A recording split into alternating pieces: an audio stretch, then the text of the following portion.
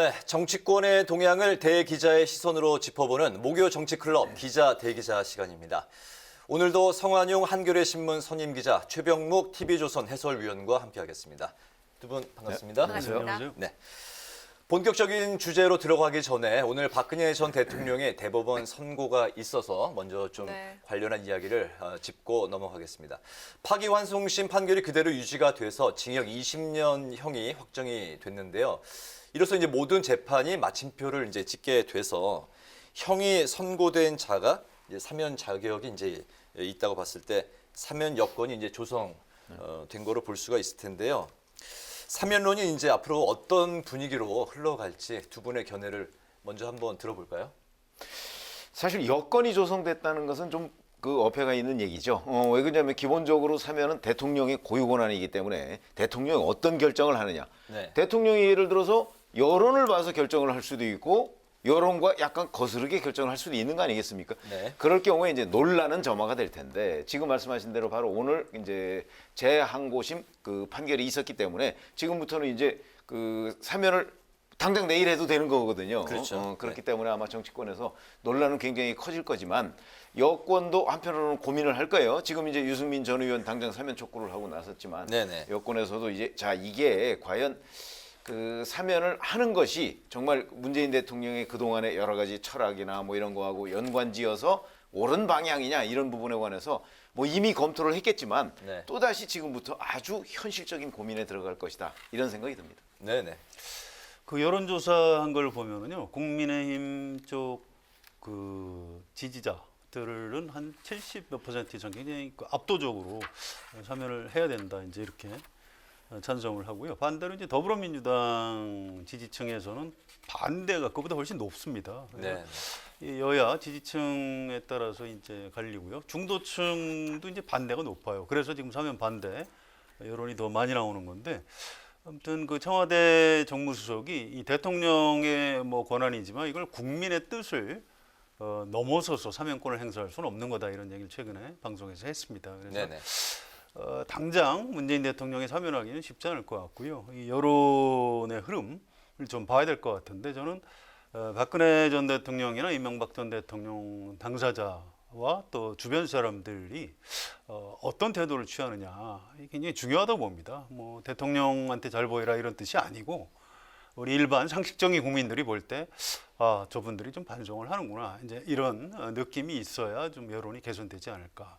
그게 언제인지 저도 잘 모르겠습니다만 그런 전제가 있어야 문재인 대통령이 사면을 할 수 있지 않을까 이렇게 예상합니다. 오늘 청와대 대변인도 원론적인 이야기를 이제 했는데 사면론과 관련해서 앞으로 더 지켜봐야 되겠습니다. 네. 네. 오늘 이슈 잠깐 짚어봤고요. 첫 번째 토크 주제로 들어가 보겠습니다. 먼저 최 의원님.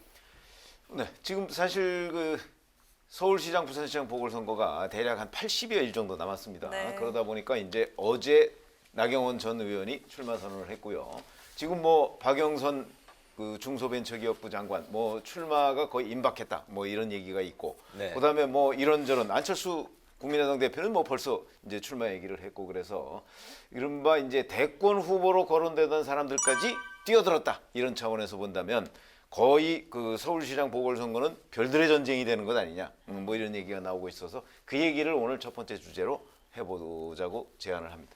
알겠습니다. 방금 말씀하신 대로 어제 나경원 전 의원까지 출마 선언을 하면서 이른바 야권의 빅3 안철수, 오세훈, 나경원 모두 이제 등판이 10년 만에 다시 이제 등판을 하게 됐는데 현재까지의 구도나 경쟁력을 본다면 어떤 분이 가장 유리하다고 생각을 하십니까?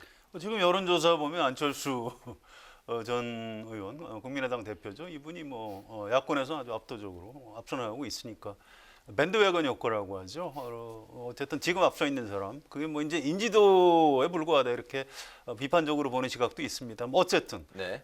그 밴드웨건 효과 때문에 지금 안철수 대표가 앞서가고 있고요. 이거 뒤집기가 그렇게 쉽지는 않을 것이다 이렇게 예상을 합니다. 네네. 이 경쟁력과 구도 두 가지를 말씀하셨잖아요. 그러니까 경쟁력이라는 측면은 아마 여론조사의 결과가 그 가장 클 거예요. 물론 네네. 그게 인지도라고는 하지만 네. 지금 뭐 한 80여일 남았는데 누가 갑자기 뛰어들어서 이걸 뒤집을 수가 있겠는가 이래 싶은 생각은 들고요. 그러나 이제 구도라는 측면에서 본다면 어찌 보면 현재 구도로 보면 만약에 그 뭐 박영선 장관이 이제 출마를 선언한다면 그러면 네. 이제 민주당 같은 경우는 박영선 장관과 우상호 의원의 뭐 대결이 되지 않겠습니까? 경선에서. 그러면 네. 구도로 볼 때는 지금 야권으로 편입돼 있는 사람이 국민의힘 후보하고 안철수 대표란 말이죠. 네. 그러면 야권에 편입돼 있는 사람이 두 사람, 민주당이 한 사람. 크게 봐서 물론 뭐 정의당 후보도 있지만 네. 이럴 경우에는 구도상으로 보면 민주당이 유리한 국면이다. 그런데 만약에 야권이 단일화가 된다고 한다면 또 네. 구도가 뒤바뀌어서 야권이 유리하게 되는 이런 사태를 맞을 것으로 보입니다. 야권 단일화는 현재로서는 어느 분이 가장 유리할까요? 야권 단일화는 뭐 유리 여부를 떠나서 사실은 지금부터 이미 이제 시작이에요. 그러니까 아마 이 단일화는 거의 벼랑 끝 대치 끝에 최종적으로 되느냐 안 되느냐가 결정이 될 것이기 때문에 지금 예측한다는 것은 아주 섣부르다 이렇게 생각합니다. 아, 알겠습니다. 네. 그런데 국민의힘 내에서 거론이 되던 안 대표와의 통합, 합당 얘기에 김종인 위원장이 경로했다고 네. 알려지면서 최근 안철수 견제론 또 자강론이 급격하게 부상하는 모습인데요. 김 위원장은 야권 단일화 없이 삼자 구도로 가도 이길 자신이 있다고 이야기를 했는데 네. 이게 진심일까요? 그게요, 그 김정인 위원장 말을 좀 잘 봐야 됩니다. 이제 무슨 얘기냐면 국회의원이 100명이 넘는 정당에서 서울시장 후보를 공천을 하는 게 맞는 거죠. 그게 정상입니다. 뭐 일각에서는 지금 국민의힘이 인기가 없으니까 아예 당 밖에서 안철수 포함해서 뭐 통합 경선을 해라 이런 얘기하는데 그게 상식적으로 좀 말이 안 되는 얘기예요. 2011년에 민주당에서도 박영선 의원을 민주당 후보로 뽑아놓고 그래도 이제 박원순하고 단일화를 안 하면 질 것 같으니까 2차 경선을 또 한 거거든요. 그래서 김종인 위원장 입장에서는 아니 정당에서 공천을 먼저 해야지. 혹시 안철수 대표가 입당을 해서 같이 하신다면 뭐 말릴 수는 없지만 이런 얘기입니다. 이 단일화 자체를 반대하겠다고 얘기한 적이 없어요. 그런데 혹시 나중에 가서 안철수 대표가 좀 뭐 단일화 안 하겠다 이렇게 해서 단일화가 안 되면 그걸 내가 어떻게 하겠느냐 뭐 이런 얘기지. 네. 그리고 이제 기자들이 항상 이제 보충 질문을 하다 보니까 아니 그렇게 안 돼도 이게 자신 있습니까? 그럼 거기서 아니 뭐 단일화 안 되면 자신 없어. 당 대표가 이렇게 얘기할 수는 없는 거예요. 그래서 네. 아니 뭐 안 돼도 우리가 자신 있습니다. 이제 이렇게 얘기한 거에 불과합니다. 네. 이제 김종인 대표, 김종인 위원장이 그동안 했던 말 중에 단일화를 해야 한다라는 말이 훨씬 더 많습니다. 그래서 저는 김종인 위원장의 그 진심은 아니다 이렇게 생각합니다. 나중에 단일화로 갈 것이다. 그렇습니다. 라고 저 그렇게 생각하시는군요. 네. 예, 예. 속내가 뭐라고 보시는지요? 그렇죠. 아니 이게 뭐냐면 네. 그러니까 진심이냐 전략이냐 그러는데 지금 제가 조금 전에 말씀을 드렸잖아요. 그 사실은 지금부터 그 안철수 대표와의 단일화 협상은 시작이 된 거나 마찬가지예요. 네. 그 시작인데 시작 단계부터 진심을 얘기하면 협상이 되겠습니까? 네. 그런 점으로 본다면 아마 이것은 지금부터 이제 3월 18일, 19일이 아마 후보 등록일 텐데 그 직전까지도 안철수 대표도 마찬가지고 김종인 비대위원장도 마찬가지고 아마 기자들 앞에서 진심을 얘기하는 경우는 거의 없을 것이다. 저는 그렇게 보거든요. 네. 다 전략적인 발언입니다. 그리고 가서 최종적으로 사실 단일화가 될 것이다 안 될 것이다는 여기서 점칠 수가 없어요. 그거는 그때 이제 양쪽에서 만나서 어떻게 할 것이냐를 아마 최종 담판을 하게 될 것이고 그 전에 물밑 대화를 좀 하겠죠. 그런 차원에서 본다면 지금 얘기하는 발언들 김종인 비대위원장 물론이고 안철수 대표도 마찬가지고 다 전략적인 발언으로 보는 것이 더 옳다 이렇게 생각을 합니다. 네. 현재 제가 짧게 추가 드리면은 단일화를 안 할 수가 없을 겁니다. 지금 야당이 2016년 총선부터 너무 많이 졌어요. 전국 선거에서. 네. 자, 2017년 대선 졌죠. 2018년 지방선거 졌고 작년 총선 또 참패했습니다. 이겨본 적이 없어요. 네. 그래서 이번에는 뭐 그 안철수든 아니면 국민의힘 후보든 누군가한테 이길 수 있는 사람으로 단일화해야 된다라는 지금 이제 문재인 정부를 좀 이렇게 비판적으로 보는 대부분의 야당 지지층 중도층에서 네. 단일화 압박이 워낙 강하기 때문에 네. 뭐 단일화는 본인들이 하기 싫어도 아마 하게 되지 않을까 이렇게 예상이 됩니다. 굉장히 그 단일화가 절박한 상황이다. 그렇습니다. 뭐 그런 말씀이시죠. 안철수 대표 요새 이제 광폭 행보를 보이고 있는데 최근에 홍준표, 김동길, 반기문 등 보수 진영 인사들과 폭넓은 접촉을 이어가고 있습니다. 결국에 이 안철수 대표가 그리는 단일화 그리고 김종인 위원장이 그리는 단일화 뭐 좀 전에도 뭐 비슷한 말씀하셨습니다만 이 두 분의 단일화를 둘러싼 가장 큰 입장 차이는 어디서 찾을 수 있을까요? 제가 보기에는 자 국민의힘이 제일 야당이잖아요. 네. 근데 김종인 비대위원장의 생각은 단일화 물론 해야 된다 이런 생각을 가지고 있지만 그 단일화를 할 경우에 틀은 국민의힘이라는 경선 룰 그 사이에서 해야 된다고 생각을 할 것이고 네. 지금 안철수 대표의 경우에는 그렇게 되면 국민의힘에 본인이 입당하는 결과가 되잖아요. 네. 입당해서 아마 입당하는 문제도 안철수 대표 쪽에서 검토는 하긴 했을 거예요. 그러나 입당했을 경우에 과연 본인한테 승산이 있느냐 이런 검토를 왜 안 했겠습니까? 그래서 아마 제가 보건대는 국민의힘이라는 틀 안에서 하느냐 단일화를 하느냐 틀 밖에서 하느냐 이런 정도의 차이가 가장 결정적일 것이다 이렇게 생각합니다. 그래서 요새 많이 또 나오는 이야기가 호랑이를 잡으려면 호랑이 굴로 들어가야 되지 않냐 그런 이야기 많이 하는데 그런데 그게 이제 네. 잡힐 것 같아야 들어가는 거지 그렇지 않으면 안 들어가죠. 네. 상식적으로 이상하죠. 국민의당 대표가 국민의힘으로 입당을 한다. 좀 당대당 통합도 아닌데 좀 네. 이상하지 않습니까? 그러면 지금 국민의당의 당원들은 뭐가 되는 겁니까? 근데 의석수가 워낙에 차이가 나기 때문에 뭐 그러니까 흡수 통합을 하더라도 그건 당대당 통합인 겁니다. 네. 그냥 개별 입당이 불가능하죠. 어떻게 당 대표가 개별 입당을 하겠어요. 그래서 어쨌든 지금 안철수 대표 입장에서는 나로 단일화해달라 이 얘기입니다. 네. 뭐 말은 그게 아니다 하지만 정치인이 당연히 자기가 주인공이 돼야 되는 거죠. 뭐 심지어 장례식장에 가면 자기가 주인공이기 때문에 내가 혹시 시체가 되는 것 아니냐 뭐 이런 농담이 있을 정도로 정치인들은 주인공 의식이 강해요. 그래서 물론 이제 김종인 위원장도 국민의힘 대표니까 국민의힘 후보가 서울시장이 돼야 된다는 생각이 강한 겁니다. 그래서 지금 그분들이 얘기한 어떤 그 논리와 명분 이걸 보지 마시고요. 결국 우리가 하겠다, 내가 하겠다 이제 이런 싸움이고 그런 차원에서 이제 방식은 이제 100% 국민 여론에 네. 의해서 최종적으로 한 3월쯤 가서 뭐 결론이 날 것이다 이렇게 보는 게 상식적일 것 같습니다. 네. 네, 이쯤에서 후보자를 좀 추려볼까 하는데요. 현재까지 국민의힘 서울시장 출마자는 10명입니다. 또 네. 다른 출마자나 뭐 외부 인사 영입이 없다면은 본 경선에 오를 진출자는 4명인데요. 이렇게 되면은 반 이상이 예비 경선에서 떨어집니다. 본 경선에 오를 4명 한번 짚어보도록 하겠습니다. 성 기자님. 예, 이거 말 잘못하면 네. 이거 제가 이름 거론 안 한 사람들한테 뭐 네. 혼나게 예상이니까요. 네. 뭐 제 직업이 그러니까 어쩔 수 네, 없죠. 네. 어쨌든 지금은 인지도가 높은 사람들이 유리하죠. 그래서 오세훈 전 서울시장 또 나경원 전 네. 원내대표 이런 사람들이 많이 앞서가 있고요. 그다음에 이제 여론조사를 보니까 대체로 이해훈 전 의원 또 조은희 현 서초구청장 전에 이제 서울시 정무부시장을 하셨어요. 네네. 이런 분들이 좀 앞서가고 있는 것 같고요. 이분들이 예비 경선의 벽을 통과할 가능성이 높지 않을까 이렇게 해서. 어떻게 네네. 보십니까? 근데 오세훈 전 서울시장은 출마 선언을 한 건가요? 저는 아직도 그게 좀 의문이에요. 네. 했는지 안 했는지. 한 거 아닙니까? 글쎄 했는지 아니면 이제 그게 이제 조건부 안철수 출사. 국민의당 네. 대표의 입당을 조건부로 했는데 네. 그러면 이제 본인은 안철수 국민의당 대표가 입당을 안 할 것이라고 판단을 최종적으로 한다면 이제 결국은 본인은 출마하는 건데 출마한다고 전제를 했을 경우에는 지금 말씀하신 대로 제가 보건대는 오세훈, 나경원, 아마 조은희 서초구청장 정도가 이제 포함이 될 것이고 그러면 이제 남은 한석 네. 그게 문제인데 아마 거기에는 뭐 지금 말씀하셨듯이 이제 아마 그 중에서 제일 앞선 분이 이해훈 전 의원 아니면 오신환 전 의원 뭐 김근식 경남대 교수 뭐 이런 사람들 정도가 아닐까 그 중에서 한 사람이 그 한 자리를 차지할 것이다 이렇게 생각합니다. 네. 서울시장 후보들 간의 치열한 분위기가 벌써 이제 조성이 되고 있는데요. 서울시장 보궐선거 때문에 조금 가려진 면은 있지만 아래쪽도 굉장히 지금 뜨겁습니다. 네, 부산이죠? 부산시장 네. 그렇죠? 예. 부산시장 선거의 경우는 국민의힘 후보들 간의 경쟁이 굉장히 그 과열 양상을 이제 띠고 있다고 하는데요.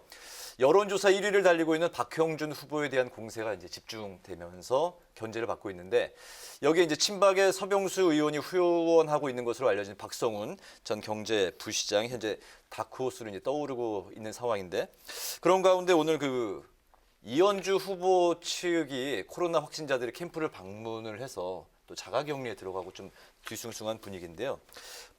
부산시장의 보궐선거 경쟁 구도는 어떻게 압축이 될까요? 예, 일단 뭐 저도 이제 궁금해서 국민의힘 계신 분들한테 좀 물어봤어요. 그래서 네. 이제 박형준 전 의원이 워낙 이제 좀 스펙이 좋고 뭐 청와대 정무수석 했고 전 국회의원 또 국회 사무총장도 하셨죠.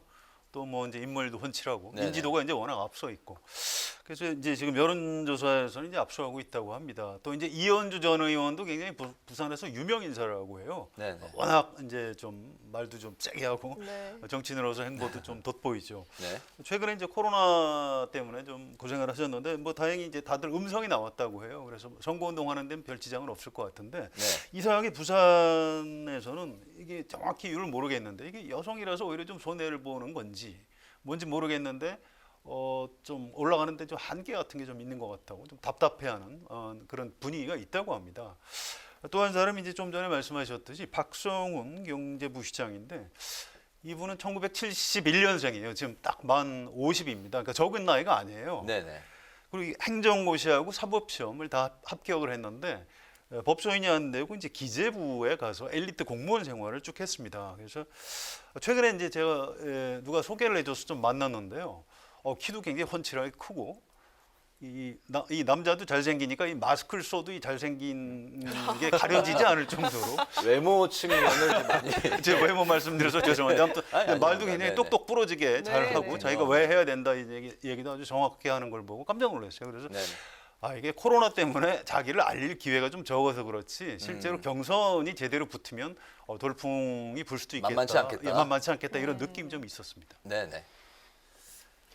그러나 이제 뭐 정치인들은 정치인 나름대로의 굉장한 장점을 가지고 있는 사람들이 정치에 뛰어드는 거거든요. 그렇게 따진다면 지금 현재 이제 제가 아까 80여 일 얘기를 했지 않습니까? 이 정도면 물론 뭐 몇 차례 고비는 있겠지만 그 갑작스럽게 치고 올라와서 그 뭐 후보를 하는 경우 이제 과거와 같이 대중연설 같은 게 있으면 그런 사람이 좀 나타날 수가 있는데 지금 같은 더군다나 코로나19와 같은 이런 상황에서는 그게 좀 힘들다고 저는 보거든요.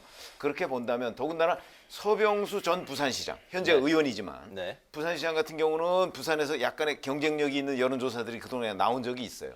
근데 서병수 전 시장이 미는 박성훈 전 경제부시장 네. 이런 경우만 해도 그 지지세가 많이 떨어질 가능성이 있거든요. 본인이 나오는 거와 본인이 지원하는 거는 좀 상당한 차이가 있다고 보고 네네. 그렇게 본다면 아마 이 정치인들의 높은 벽 그걸 뚫기는 좀 어렵지 않나 싶은 생각이 들어요. 그렇게 본다면 역시 그 야권의 부산시장 후보 뭐 네. 이거는 아마 박형준 뭐 3파전이라고는 하지만 네. 박형준, 이현주 뭐 이 두 사람의 어떤 각축형이 2파전 될 정도가 되지 않을까? 네. 그 가능성이 더 높다 이렇게 봅니다. 네네. 알겠습니다. 야권의 재보선 경선 레이스를 한번 살펴봤는데요.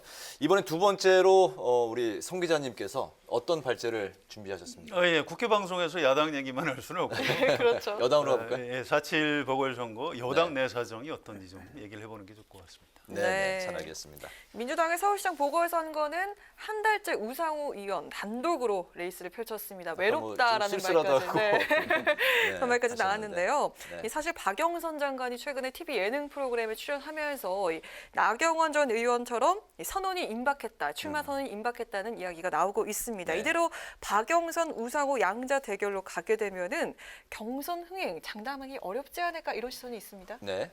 예, 근데 박영선 장관이 이제 역지사지를 한번 해보세요. 그분이 현직 장관인데 현직 장관이 서울시장 출마하겠습니다 이렇게 선언할 수 있을까요? 지금 코로나 경제 위기 때문에 자영업자들 또 이분이 중소벤처기업 장관이에요. 네. 중소기업 죽을 맛입니다. 네. 그쪽 장관이 현직 장관이 서울시장 출마 선언한다. 아니 서울에만 중소기업이 있는 게 아니잖아요. 이게 전국의 중소기업, 벤처기업을 책임져야 되는 사람이에요. 이분이 마음이 있어도 지금은 선언을 할 수 없는 겁니다. 그래서 소상공인들 때문에요? 장관이기 때문에 현직 네네. 장관은 네네. 그러면 안 되는 거죠. 네네. 있을 수 없는 일입니다. 그래서 어쨌든 대통령이 개각을 해줘야 출마가 가능한 이런 상황이죠. 그런데 네. 이제 우상호 의원 말씀은 뭐 쓸쓸하고 외롭다 이렇게 해서 약간 뭐 인기를 얻기 위한 발언이지 지금 뻔히 알 겁니다. 박영선 장관이 어떻게 출마 선언을 하겠어요. 네. 개각 직후에 아마 곧장 출마 선언을 할 걸로 이렇게 예상이 됩니다. 네, 그럼 네네. 김동연 전 경제부총리나 박주민 의원 뭐 출마 건지 시행 가능성 있다고 보십니까? 저도 궁금해서 물어봤는데요. 네. 그 뭐 안 나올 것 같다고 그래요. 쉽게 아, 얘기하면. 그래요? 예, 박주민 의원은 지난번에 이제 대표 전당대회 출마했던 그것 때문에 조금 뭐 때만 되면 다 나오냐 뭐 이런 당내 부정적인 여론을 조금 의식하는 것 같다고 하고요. 또 물론 이제 나와서 후보가 될 것 같지도 않다 이런 계산도 좀 있는 것 같고요. 네. 또 김동연 전 부총리도 이분은 관료 출신인데 계산이 있지 않겠습니까? 지금 서울시장 여당 공천 받아서 이길 가능성이 높다고 생각할까요? 그렇지 않을 겁니다. 그래서 네. 또 이런저런 핑계를 대면서 뭐 정치는 별로 뜻이 없습니다. 이렇게 해서 발을 빼고 있다고 합니다.